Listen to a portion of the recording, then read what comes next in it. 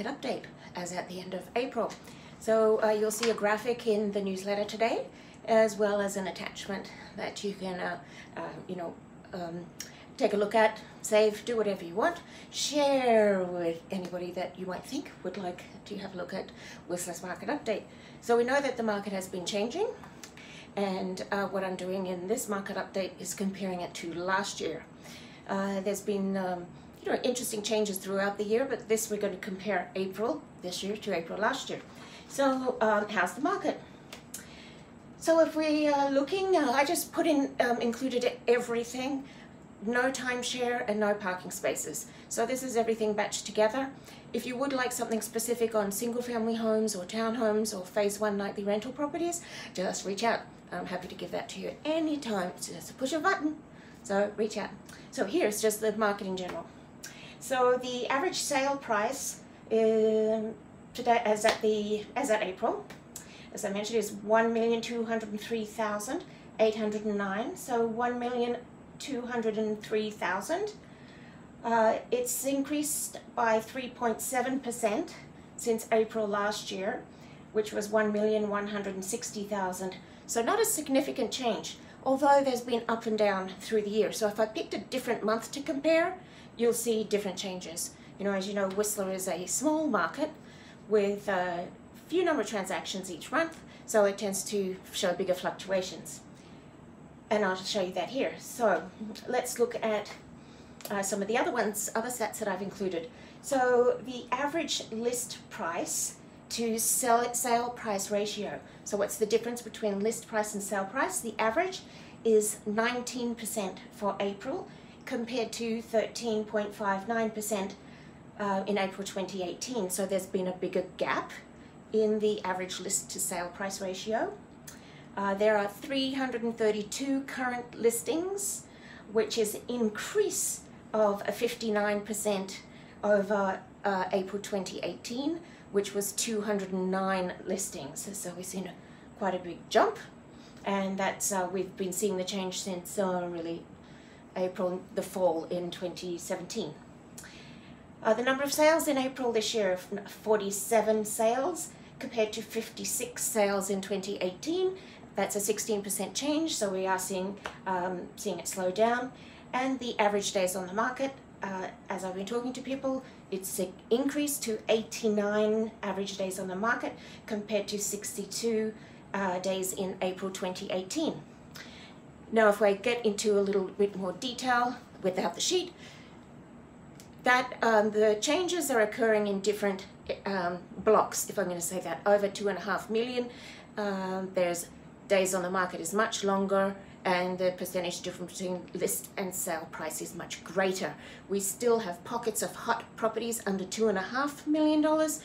Single family homes under $2.5 million, very rare. So we tend to see them, if they're priced well, move quickly still. And phase 1 nightly rental condos, a similar thing, because people are loving Airbnb, and any residential townhomes again, single family homes, condominiums, anything like that under 2 million, they are still moving along like hotcakes because we still have very limited inventory and a big buyer balloon waiting for those properties to come along.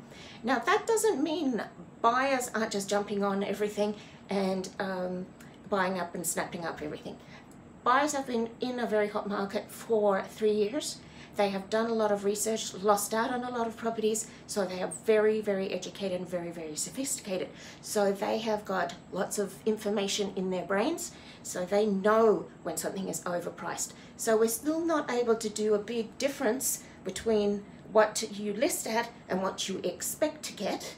It'll sit there on the market, they're just not going to do anything. So a very effective strategy that I've been working on and have been doing this through the last 3 years is sitting at fair market value. It's better to get lots of interest at fair market value and perhaps get a sale price over your what is your fair market value than to list high and be on the market for a long time, because we know we don't like that. If you want it sold, let's just get it sold.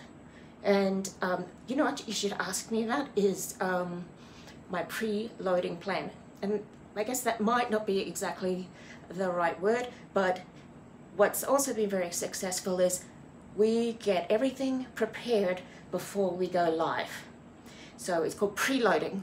So when we go live, there is no other thing a buyer could possibly need to be able to make a decision on that property, because we've already done it. So they are able to make cash unconditional offers if there's heat, and boom, boom, boom, we're sold. So we do everything beforehand. We do everything to ease a buyer's fear so that they can make cash unconditional offers. So we don't want it to go astray in the contract process where they go, oh, I didn't know that, I want to pull out, rah, rah, rah. We want them to be aware, full disclosure, here it is. I want it to be already before the property goes live, so that they don't have to do anything except maybe do their final financing, the property getting appraised, so that they can make cash unconditional offers. So it's being pre-prepared. We want to ease the fear of the buyer so that they can make good, strong offers. So that's been a very effective strategy.